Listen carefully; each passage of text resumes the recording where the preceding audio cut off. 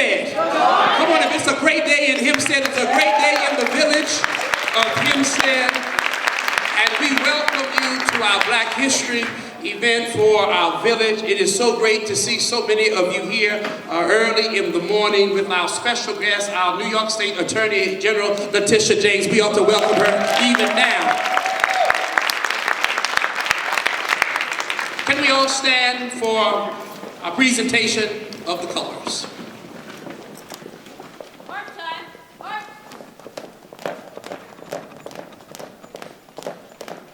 Color guard. Up. Order. Arms. Center. Face. Carry. Colors.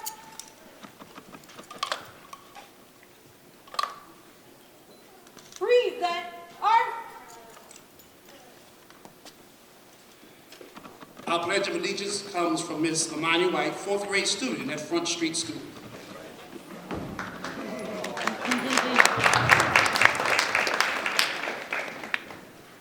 I pledge allegiance to the flag of the United States of America and to the republic for which it stands, one nation, under God, indivisible, with liberty and justice for all.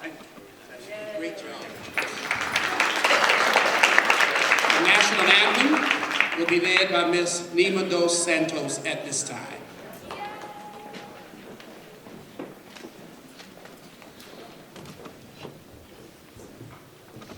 Oh, say, can you see by the dawn's early light what so proudly we hailed at the twilight's last gleaming, whose broad stripes and bright stars through the perilous fight for the ramparts we watched were so gallantly streaming, and the rocket's flag land, the bombs bursting in air, gave proof through the night that our flag was still there. Oh, say does that star-spangled banner yet wave for the land of the free and the home of the brave.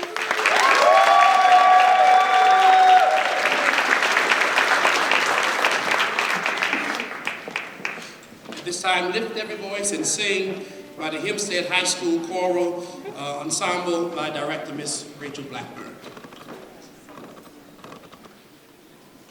Lift every voice and sing till earth and heaven ring, ring with the harmonies of liberty. Let our rejoicing rise high as the listening skies. Let it resound loud as the rolling seas. Sing a song full of the faith that the dark past has taught us. Sing a song full of the hope that the present has brought us. Facing the rising sun of our new day begun, let us march on till victory is won. Let us march on till victory is won. Let us march on till victory is won.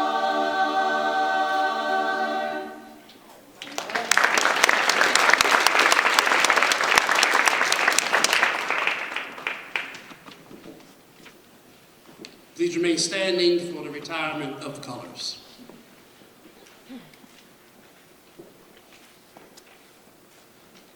Order. Arms. Order. Colors. Right.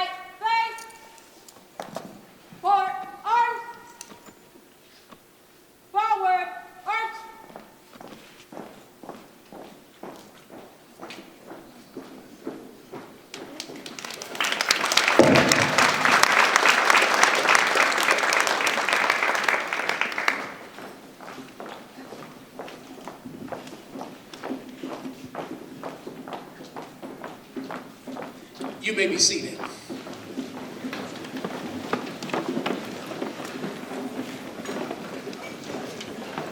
I believe our young people have done a marvelous job so far. We ought to give them a hand on today. You can do better than that. They've done a marvelous job. The students of Hempstead, the village of Hempstead, and we are extremely proud of all of them on today. At this time, we're going to have our invocation by the Reverend Darrell Fennell, the pastor of the Deliverance Baptist Church. Show him some love as he comes.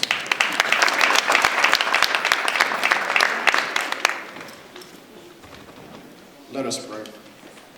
Father, we come before you today to say thank you. Thank you first for another day. Thank you for the privilege and opportunity of your people coming together.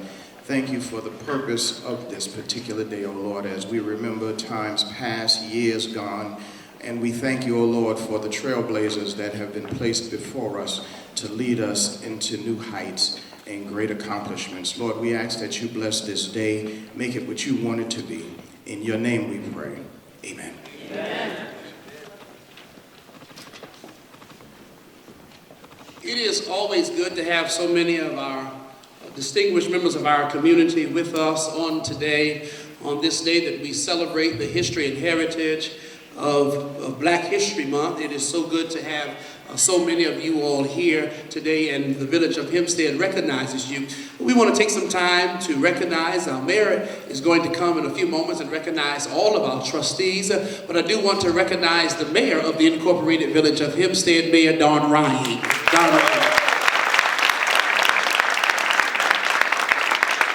Also want to take a moment to recognize our county executive, Laura Curran.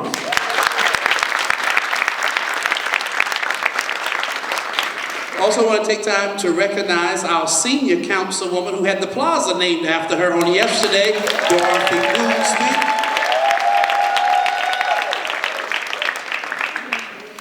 We also have with us on today our Assemblywoman, Darling, Taylor Darling, who is with us on today. We have former Mayor Garner, who is here, James Garner, former Mayor James Garner. Former Mayor Hall, Wayne Hall, former Mayor Wayne Hall, who is with us on today. Today we also have our New York State Civic Engagement Chair, Sister Scotty Coles, who is here with us on today. The school board chair, our chair of our school board, Dr. David Gates, he's here. I thought he was here. Dr. David Gates, and our Suffolk Diversity Officer, Retha Fernandez, who is here on today. She's here. And we are so proud of our chiefs of police who are here, both of our chief of police who is here on today's stand, and our every chief of police who is here on today. We are proud of them. I hope I didn't leave out anyone. If I did, count it to my, who did I leave out? Superintendent Hempstead. Oh my goodness, oh my goodness, oh my goodness, oh my goodness. One who served for 30 years in our assembly. Can y'all help me celebrate Miss Earlene Hooper, who is our deputy speaker.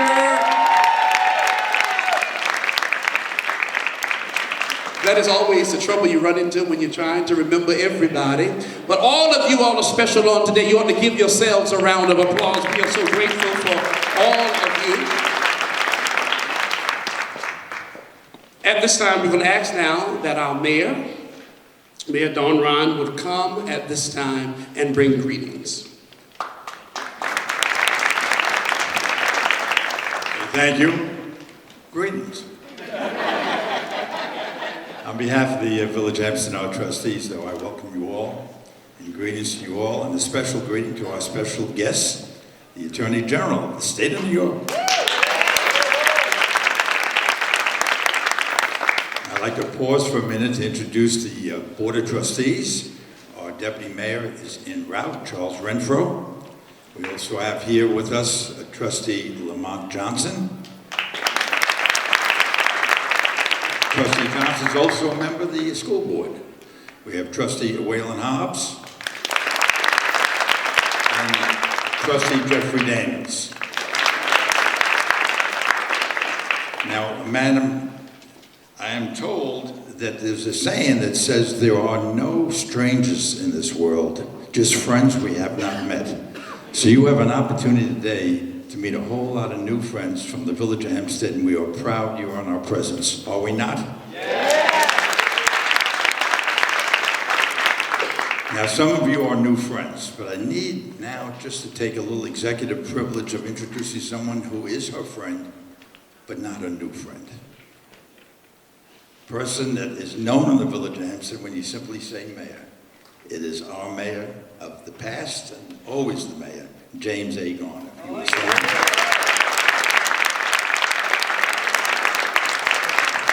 He's presently hobbling on 2 bad knees, so he can sit right there and relax. But you know, you have really made this community well known in the state of New York. Do you agree? Yes. And indeed, the entire world, because you were the president at one time of the United States Conference of Mayors. And that gave you an opportunity to take the name of Hempstead all around this world, and we're very proud of that accomplishment. And we know you love the village as the village does indeed love you. And the previous mayor, Mayor Wayne J. Hall.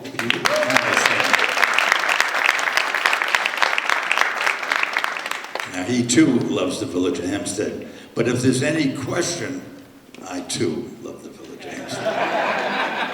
For I am Hempstead born and Hempstead bred, and when I die, I'll be Hempstead dead. And let me just caution everybody, if you don't come to my funeral, I'm not going to yours. So I thank you for being here. A special thank you for your presence. God bless you all. Certainly God bless our guest. Thank you very much, everybody.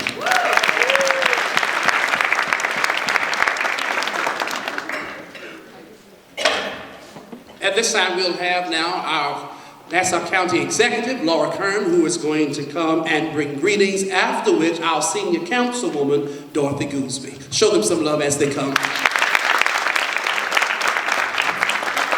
Thank you very much. And while we're at it, can we please give Pastor Easley a round of applause for organizing this event? I just have to give a special shout out to Senior Councilwoman Gooseby. Yesterday was a big day. Not only was it her birthday, which I just found out, I hope you don't mind my sharing that, the Town of Hempstead Pavilion was named after her. So why is this so significant? Why is this such a big deal? Well, 20 years ago, Dorothy Gooseby made history, electoral history, and civil rights history right here in the town of Hempstead. And that is something to really celebrate, not just in Black History Month, but all year round.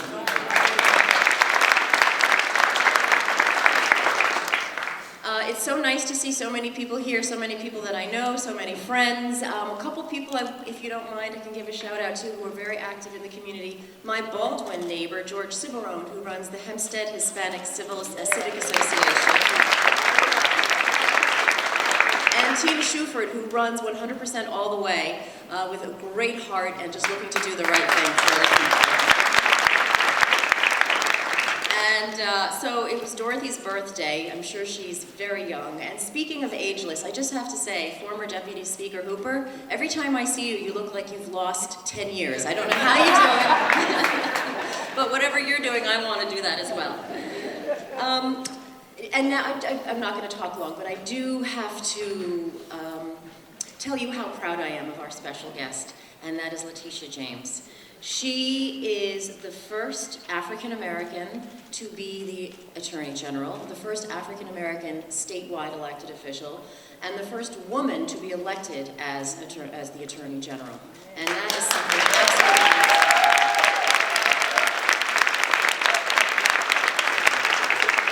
She has a very distinguished career in public service, serving her Brooklyn community and the working families of her Brooklyn community so well in the city council in New York City. And then as public advocate, I believe you were the first African-American in that position, is that correct? First elected citywide African-American to serve, which is another big deal. And one thing that she says, I hope I'm not stealing your line, but she's the sword and the shield for the people that she represents, whether it's in the council level, the city level, or the entire state. She's there to protect us and to fight for us. And I know that she does it every single day. And I know that she does it particularly for us here on Long Island. She is here all the time. She travels the island, fighting for us, letting us know what she's doing, what she's up to. And I feel very lucky to have her as a partner in state government. You know, we're working on some really tough things in Nassau County, and we need that partnership when it comes to public safety, when it comes to economic development, and making sure we have the kind of housing and the kind of jobs that helps all of our children and all of our communities. We have Lynn Poole here from our Office of Minority Affairs. We're working hard about housing discrimination, as we saw in that big Newsday expose. We've beefed up the Office of Minority Affairs to make sure that economic development and economic opportunities and job opportunities are open to everyone. We're going to be meeting later with the Long Island African American Chamber of Commerce just to make sure that we're doing what we're supposed to be doing. So I think if we are all rowing in the same direction and we realize in this sometimes very divisive and divided world that we're all in this together and that we sink or swim together, that we can do great things for all of our communities and that all of our children can grow up to be confident and to be self-reliant no matter what zip code they live in. So, Attorney General James, thank you for what you do, and thanks to each and every one of you for what you do as well. Thank you. Good morning. I am pleased to be here, and certainly I am extremely excited, and I'm very much in love. Not, you know, I'm still a lady. I like men. She like her too. Don't get that wrong. With my Attorney General. And I say she's mine because I know she's traveled the state. Last Tuesday we were together, and she had the opportunity to speak to over 2,000 members from the entire state of New York. The entire state of New York. So I'm very pleased. And certainly it was my honor as past president of the Association of Towns for the State of New York, which comprises 933 towns in this state, to be there to welcome her in. So lady, let's give her a big hand.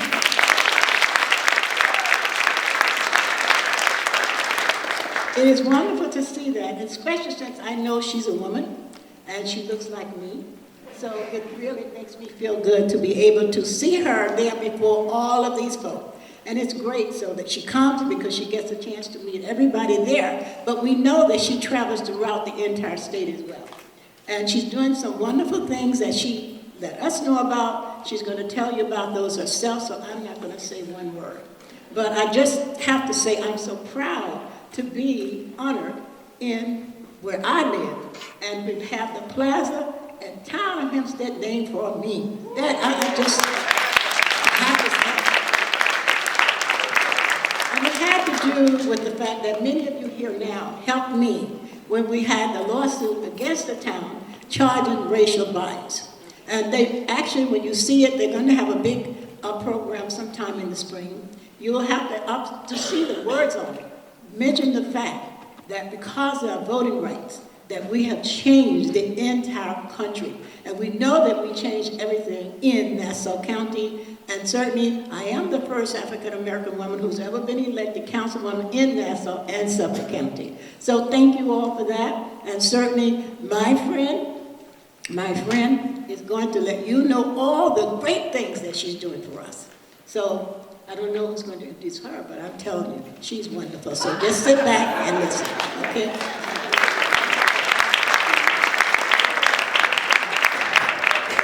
There's only one senior councilwoman. Amen. But we do want to thank us. That's living history. Come on, we want to thank her for her service and for her work. But we do have someone to introduce. Our Attorney General. Our village attorney, Ms. Sharice Vanderhall Wilson, is going to come at this time to introduce our keynote speaker of the day.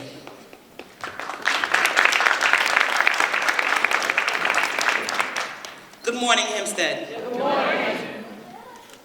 Letitia Tish James is a Brooklynite. She is a graduate of Lehman College, and the Howard University School of Law. Now, I know that you've learned a lot about her already, so it's not my intention to bore you with details, but I have to tell you the relevant things for today. She started out in a legal aid office. She then moved on and became the Assistant Attorney General in charge for the Brooklyn office. She served 10 years representing the 35th District on the City Council of the City of New York. That's where she passed the State Housing Act. She uncovered corruption behind the Office of the Payroll Administration City Time Contract. That cost the city $600 million. She pushed through revolutionary recycling legislation that expanded plastics recycling, a new clothing textile recycling program, and increased access to recycling in public spaces. You already learned that she is the first African American elected to citywide office. In that capacity, in 2013, she served as New York City's public advocate. The public advocate is the city's watchdog. She was responsible for making sure that city offices were running according to their ethics, and they were responsible, and they were representing the people of the city of New York. I just want to point out to you that 2019, I'm taking us back, 2019 made 400 years since the first Africans came to the United States. This year marks 100 years of suffrage. So when you think about that, 400 years and then 100 years, Tish James is the first woman elected to statewide office. She's the first African-American woman elected to statewide office, and as the New York State Attorney General. I can't imagine what God has in store for her next. We are privileged to be here with her today. I'm honored to introduce her, and I'm not going to take up any more time because I want you all to experience this moment, given what we've all been through. This isn't just a Black history moment. This is New York State history. So these students that sang for us today, that presented the colors, they will learn about her in years to come, not as just a Black woman, as a woman, but a trailblazer in the city of New York and now in the state. Without hesitation and with honor, I'd like to present to you, Hempstead, the 67th New York State Attorney General, Letitia Tish James.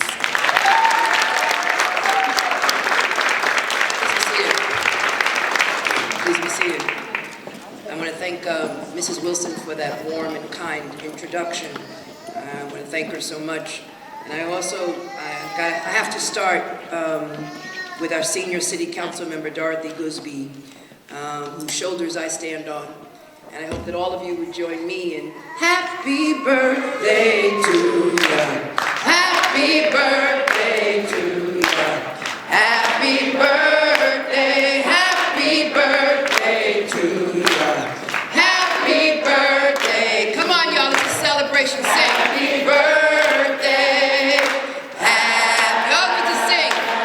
I need to hear from you over there. We're going to bring church up in here today. Come on, this is Miss Goosby. You better celebrate her. And when you go to the pavilion, you better take off your shoes. Come on, let's sing it. Let's go now.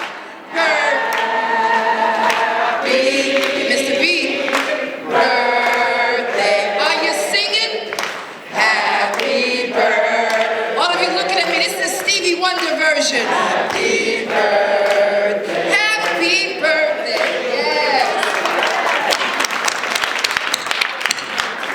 Yes, I sing too. I've got a little cold, but I do sing. I usually sound better when I don't have a cold. But I really want to thank all of you. But I really want to thank Miss Goosby, whose shoulders I do stand on. And that pavilion that was named after her, that wonderful plaza, it is sacred ground because we stand on solid ground, and it's because of all of the great work that she has done. Give her another round of applause. I also want to give a shout out to a very good friend. I spoke earlier at the Jericho Chamber of Commerce, and I want to thank Todd Shapiro for all that he is doing and all that he has done, again, promoting businesses. I want to thank Todd. the Chamber of Commerce this morning, I discussed the fact that the last time I came to Nassau County, which was about 2 weeks ago, I joined with law enforcement officers as we took 32 guns off of the streets here in Nassau County. It was an 120-count indictment of individuals who were engaging in gun trafficking, 32 assault weapons, a significant amount of ammunition, guns that obviously were brought up from southern states with lax gun laws. Let the babies sing. I love babies. It's all right. Come on, baby. It's all right. The baby's talking to me. So 32 guns, and it's important that we keep our children and the children who sang so beautifully this morning, that we keep them safe. So give them a round of applause. I also was here last month and gave a big check to the police commissioner, again, a $300,000 check to provide body cameras for police enforcement officers here in Nassau County and on Long Island. It's really critically important that we provide body-worn cameras to police officers. I was in the forefront in New York City in the aftermath of the death of Eric Garner, because we need an objective overview of police and civilian encounters on the streets of New York. Police body-worn cameras provide an objective overview for police officers who are accused of misconduct, but also provides some accountability and some transparency for civilians here on Long Island. And so it was my honor and my privilege to do just that. You see, what I do is I wake up every morning, I walk into the office of the Attorney General with this fire in my belly. I usually sue somebody, usually it's someone at 1600 Pennsylvania Avenue, and I won't go there.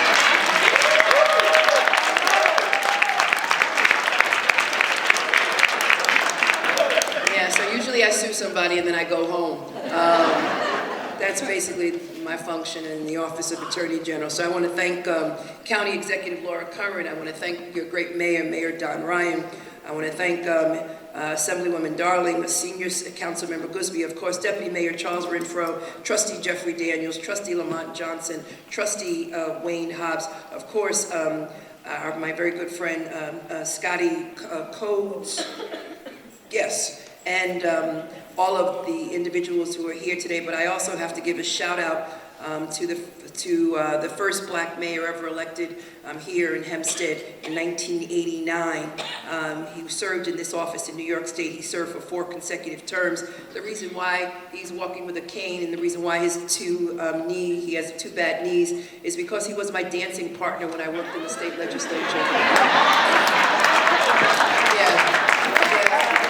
I was an attorney in Albany for 10 years. I served as counsel to children and families and the Assembly Committee on Corporations, Authorities, and Commissions. He was the mayor. He would always come to Albany and do a dance-off with me. Yeah, and that's why he has 2 bad knees. And so I love and adore him.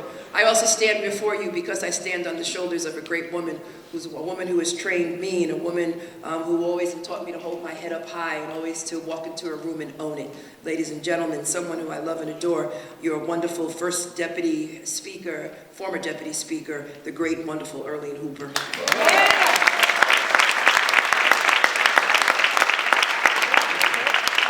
She too is a trailblazer as well. The village of Hempstead has a special place in the annals of Black history.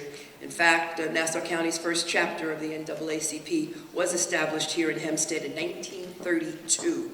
Hempstead has produced some of the nation's most outstanding civil rights leaders, including New York NAACP president, we call her Mama Dukes, Hazel Dukes of Mineola, who in 1955 sued to become the first black resident of an apartment on Edward Street in Roslyn Heights.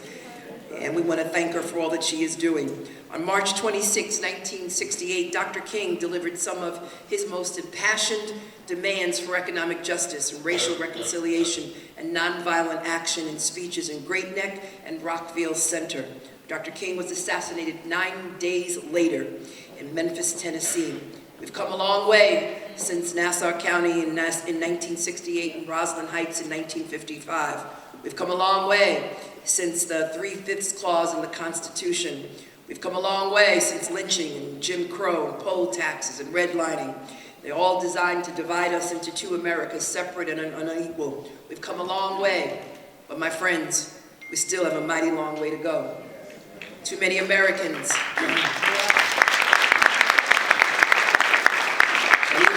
many African Americans are unaware of the tremendous ways that African Americans have moved this nation forward through the decades and across centuries. To my young people out there, my young people, I say this message to all of you. I think it's important that you understand that every movement in the history of this country was not started by elected officials. It was started by young people. It was young people who stood in the way of the tanks in China and Tiananmen Square and said, "We demand democracy." It was young people who formed SNCC and the Civil Rights Movement, who marched in the street, who died for our right to vote. It was young people who led this country forward in women's suffrage. It was young people who were in the forefront of the Civil Rights Movement, who took all of the battering. It was young people, obviously, who have led the way and who were responsible for the election of the first black president, Barack Obama, when most people did not believe in him. And most people couldn't even pronounce his name. It was young people who were in the forefront. So every struggle, every movement in this country, every fight for freedom and democracy, every movement, my friends, did not start from politicians. It was politicians who stood behind young people, who were led by young people. And so young people, don't let anyone tell you that you can't start a movement. Don't let anyone stop you. And young people, there will be haters who will say, no, you just wait. And I tell you, don't look at those haters, because they might be in this room. Just look at me. You start the movement. You start the struggle. I need you young people to save our nation at this point in time.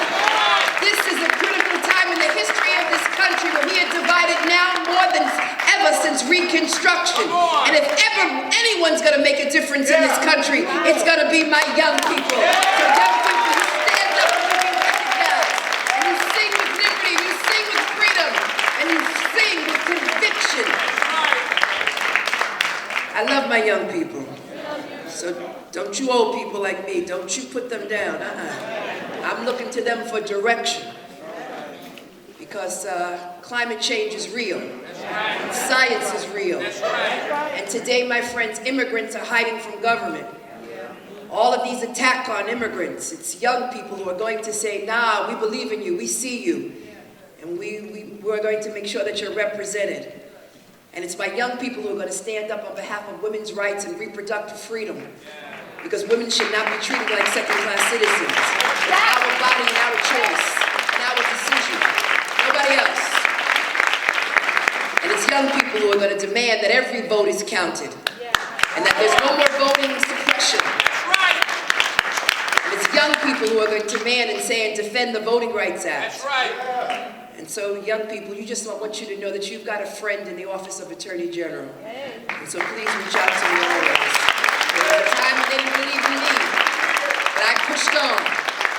And I stand before you, young people, not someone who comes from riches. I didn't come from a family of who were born with golden spoons in their mouth. No, my mother and my father were once on public assistance. I've got 7 brothers and sisters. Some made it and some didn't. And despite all the people who counted me out, who counted me as a statistic, I stand before you as the first woman of color elected. If I can do it, you can do it. Don't let them count you out. Don't let them count you out. No matter where you live, no matter what you look like, no matter your gender, if I can make it, you can make it. You stand tall and you represent it.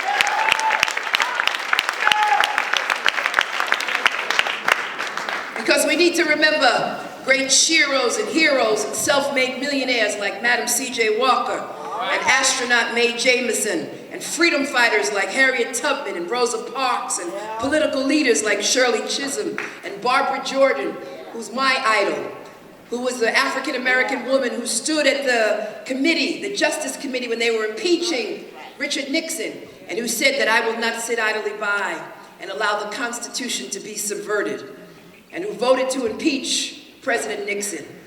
So you see how history repeats itself. She's a part of the history books. We need to celebrate the contributions of scientists like Benjamin Banneker, and writers and poets like Zora Neale Hurston, and Langston Hughes, and James Baldwin, and Maya Angelou, individuals who stood up and who spoke truth to justice. And America would not be a nation of laws without pioneering jurists like Constance Motley Baker and Thurgood Marshall. And Thurgood Marshall, it was the reason why I attended Howard University School of Law, because I wanted to walk the halls and be in the same classroom where they crafted and it was part of the Civil Rights Laboratory. I wanted to be a part of making history because I recognize that history runs through my blood and my DNA.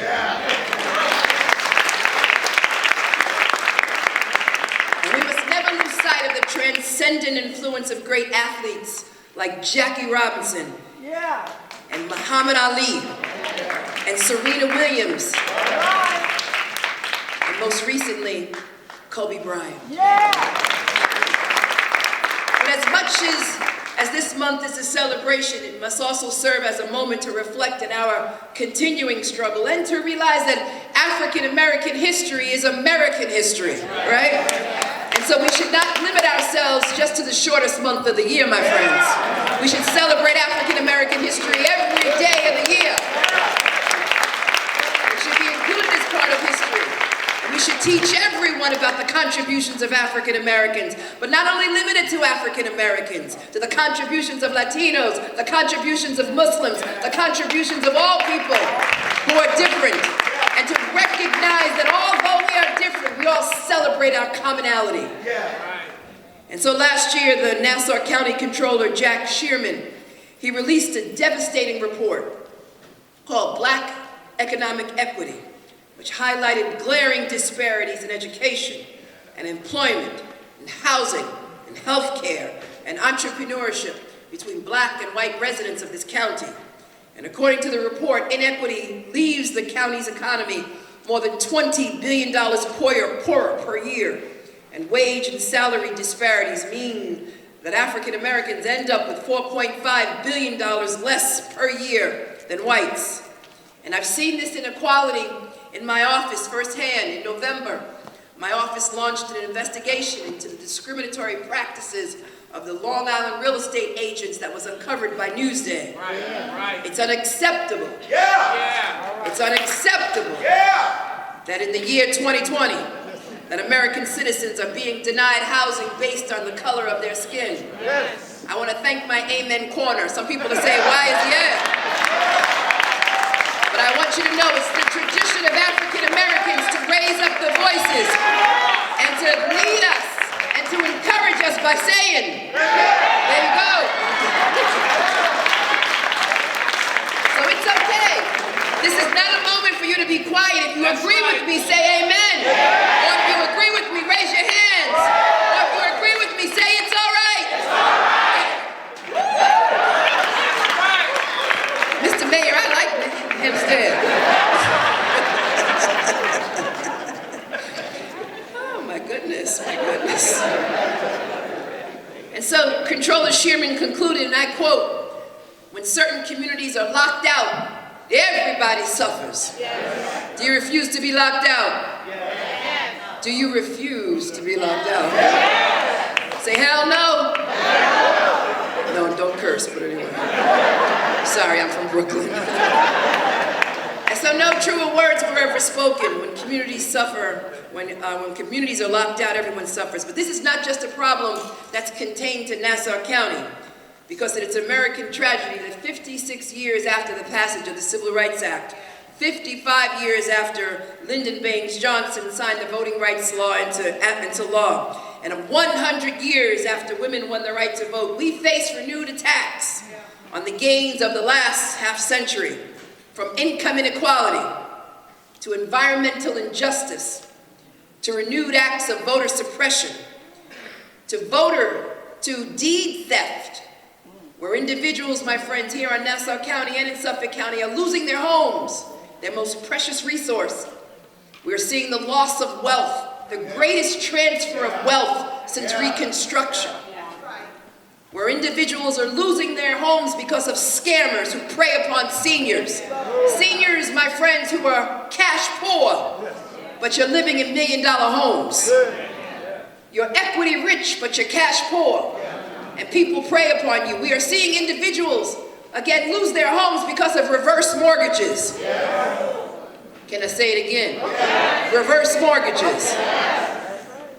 We are are losing our homes because individuals of predatory lenders are preying upon you. There was a time when they redlined Hempstead, but now, because of all of the equity that you have accumulated, you are now being targeted.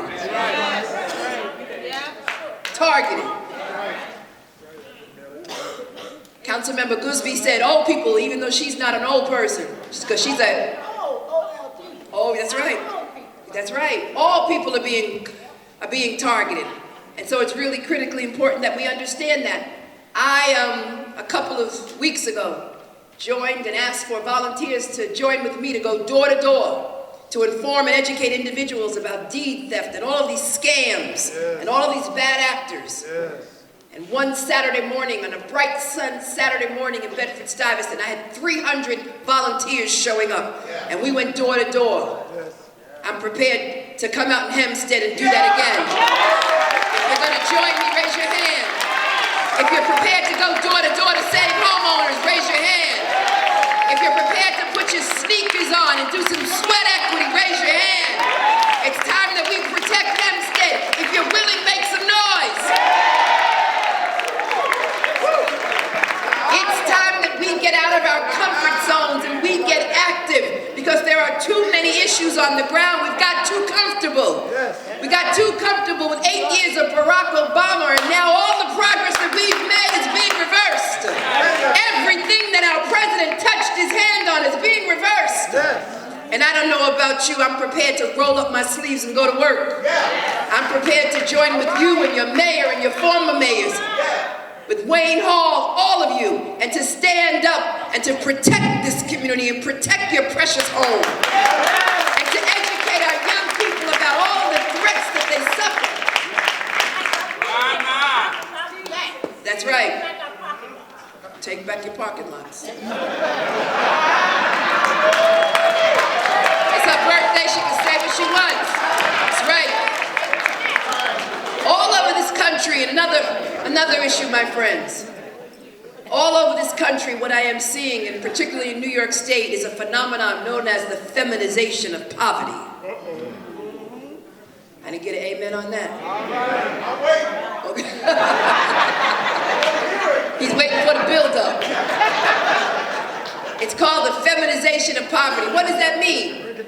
It means women, on average, earn less than men for doing the same job. Can I get a little louder? On average, we make 70 cents on every dollar that a man makes. And so it's important that we raise those wages. And so I passed a bill in New York, and now it is the law in the state of New York. You cannot ask a candidate, when they go in to apply for a job, what their previous salary was. You've got to pay me my worth. You've got to pay me the value of the job. Because if you pay me based on what I made previously, you still start at the same point. So pay me my worth. If you're sitting next to a man, nudge him and say, show me my money.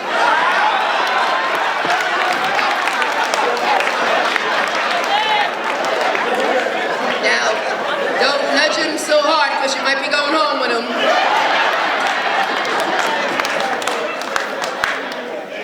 All over this country, millions of American women are paid less for the same work and are forced to defend the right to control their body.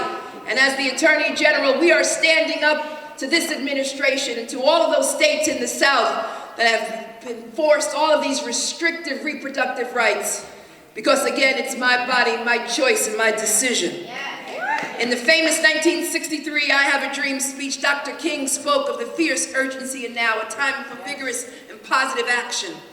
And this is our fierce urgency of now. Our time to put aside our differences and celebrate diversity and stand shoulder to shoulder to meet the pressing challenges before us, to end housing discrimination and to protect our homes from deed theft, to lift our bodies and our voices, to demand health care as a basic human right, to ensure justice within our criminal justice system, that we have common sense criminal justice system, and that we do not criminalize individuals simply because they're poor or they're suffering from mental illness. And my friends, I'm in the midst of negotiating a major settlement right now across the nation with all of the other states as we try to reach a global settlement to deal with this opioid crisis.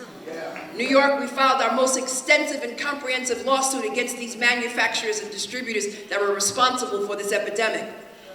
And now all 50 states, the distributors want a settlement. And there is a settlement on the table, and some states have agreed to it, and others have not. And there are some states that say, oh no, we want more money because we've got attorney's fees, we've got to pay those lawyers. And what I say is, I don't know about you guys, but I've stood before too many open caskets of young people who died prematurely. I don't give a damn about the lawyers. It's time we get relief for families who are suffering and individuals who are suffering from this opioid crisis. It's time that we provide more beds and help and provide assistance to our hospitals. And it's time that we educate young people about the dangers of opioids and the dangers of drug abuse in general. And the fact that individuals are targeted. It's really critically important that we raise our voices, but there might be a settlement very soon. And I'm hoping that we can get resources to your local municipality, Mr. Mayor, so that I can join with you to address this opioid crisis. Another problem, my young people, is vaping. Vaping is a major problem. And so we filed a lawsuit against one of the biggest companies that have, again, unfortunately, engaged in the deceptive targeting of young people. Directly targeting young people with all these different flavors and colors. They took a page out of Big Tobacco. And now countless number of young people, particularly here on Long Island, because I've spoken to your principals, are addicted to vaping. And we've already lost some young people because of vaping. That's right. And that's why we sued Juul. Because they've engaged in this misrepresentation and this deceptive targeting of our young people. And I refuse to lose any young people to opioids and vaping. And so I hope that you will join me. They need to be held accountable. And we need to stand firm for civil rights enforcement. And we need to demand gender equality. We need to reverse the rising tide of hate crimes. Because when you attack one group of people, you attack all of us. And so we must say no to hate. Hate against African Americans, hate against Jews, hate against members of the LGBT community, hate against all of us. We must stand together with no space between us and say no to hate in our state. And then we had a global settlement with a major bank, Goldman Sachs, as a result of the foreclosure crisis. And as a result of that settlement which resulted in millions and millions of dollars, we've taken those dollars and we've provided resources to the Nassau County and to Suffolk County for land banks and to deal with zombie homes and homes that have been abandoned because they're a blight on our community. And they attract a criminal element and they bring down your property values. And the best way to deal with homelessness and the best way to deal with blight is to turn those homes which have been unfortunately abandoned by banks and turn them into a home ownership opportunity for a low, moderate, and working person of the state of New York. My baby's all right. Give him a round of applause. It'll be over soon, baby. And then lastly, as you know, I've stood up to this administration because whenever you attack a New Yorker, whenever any rule that comes back that attacks New York, it's my responsibility and my duty to stand up to even to the most powerful person in this country because no one, my friends, is above the law.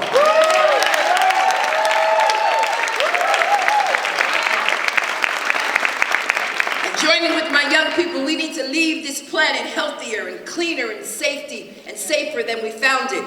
And we will stand together with young people and all of your elected officials against those who would dump on communities of color. And we refuse to allow anyone to dump on communities of color, and particularly where young people play at. And so we will hold polluters accountable here in Nassau County and here in Hempstead. And we will root out corruption wherever we find it and whoever is behind it. Because I know when we stand together and when we fight together, we can win. We have won some major victories, and with your help, we will keep fighting for the rights and dignity of every New Yorker. Let me leave you with this call to action. We won the major case in the United States Supreme Court. This administration, this federal administration, wanted to put on the census a citizenship question. And the question that some of you may pose is, Tish James, why would you oppose counting citizens in New York? Why would you oppose that question? A question that should be posed for all citizens all across this nation. And I said, good question. Well, the census has nothing to do with citizenship. The census has to do with individuals. And because everyone matters, everyone should be counted. And because the census is tied to the number of representatives that we have in New York State. That's right. And right now there's a possibility we can lose 1 congressional seat. Yes. And we can ill afford to lose 1 congressional seat. And if there is an undercount because immigrants are afraid of government, refuse to fill out the census, we could lose 2, maybe 3 congressional seats. In addition to that, we send more money to Washington than we get back. We need more money for infrastructure, more money for schools, more money for hospitals, more money for children, more money for our community. And if there is an undercount, we will lose money. So put aside your xenophobia and think about New York State and our needs and make sure everyone is counted. We did our work. We won in the United States Supreme Court. No citizenship question. And now it's up to all of you in this room to go door to door, neighbor to neighbor, house to house, and make sure everyone is counted. It really doesn't matter what your status is. Everyone should be counted because we need more resources in New York State. Are you with me? And lastly, this is an election year. Oh, you got quiet on me. It's an election year, my friends, and we have an obligation and a duty to vote. So many young people died on the battlefield for the right to vote. So many individuals, black and white and Jewish, they died for our right to vote. We cannot sit idly by and take this for granted. We must not miss this opportunity and this chance to vote, my friends, because you know what's on the ballot? Democracy is on the ballot. Decency is on the ballot. And so its integrity is on the ballot. And it's important that all of us stand in line in quiet dignity and in quiet defiance and vote. Vote like you've never voted before because there's too much at stake and too much on the table. And so I need all of you to vote. Remember, in 1968, Dr. King said, let us rise up tonight with a greater readiness. Let us stand with a greater determination. Let us move on in these powerful days, these days of challenge, to make America what it ought to be. And what America ought to be is all of us together united as one, and all of us standing together as that shining country on a hill. And so I urge all of you, this is our mission, this is our moment.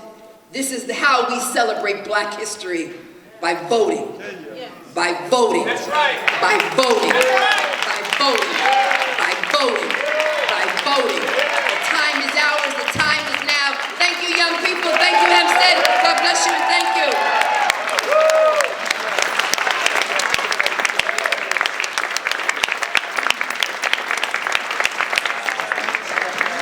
Wow. I feel like saying hallelujah. Feels like Sunday morning. I feel like saying the doors of the church. I'm sorry. You may be seated. You may be seated. Please don't go anywhere because on today she's talked a lot about her love and respect for young people. And we are so bright. We are so happy for a bright light and a bright star in our Hempstead school community. Our superintendent of school, Black Girl Magic again, amen, Regina Armstrong is here, and she's going to come up with a very special presentation. Can y'all help me celebrate interim superintendent of schools? Good morning, everyone. Can I have all of my Hempstead High School students to please come forward? We have with us our student government president, Mr. Singh. No, just all stand right here, okay? And we're going to come down to present. We also have some of our board trustees here with us. Our president, Bishop Gates, our vice president, Miss Carmen Ayala, Trustee Lamont E. Johnson, who serves as a double trustee, one for the village as well as for our school district. This is such a proud moment for us here in Hempstead. Not only do we have the first Attorney General, Black woman in office, we have many others who are first in this audience. Their names have already been called, but I would just like, once again, just to recognize them because of the works that they've done here in Hempstead. We can stand tall here today. So we thank Mayor Gardner. We are eternally grateful for Earlene Hooper and all of the work that she did to make sure our schools were supported. And of course, we thank Senior Councilwoman Goolsby. We appreciate you. So I would like to present this plaque on behalf of the Hempstead Public Schools Board of Education trustees, Dr. David B. Gates, President, and Ms. Regina Armstrong, Intern Superintendent of Schools. We recognize Ms. Letitia James, New York State Attorney General, with grateful appreciation for your outstanding service as a community activist, politician, and first African-American woman to be elected as State Attorney General. Black History Breakfast Reception, Village Hall, Hempstead, New York, February 28, 2020. I was so honored to listen to you this morning. I'm very proud of you. Yes, Black Girl Magic. It's a good day to be Black. It's a good day to be a woman.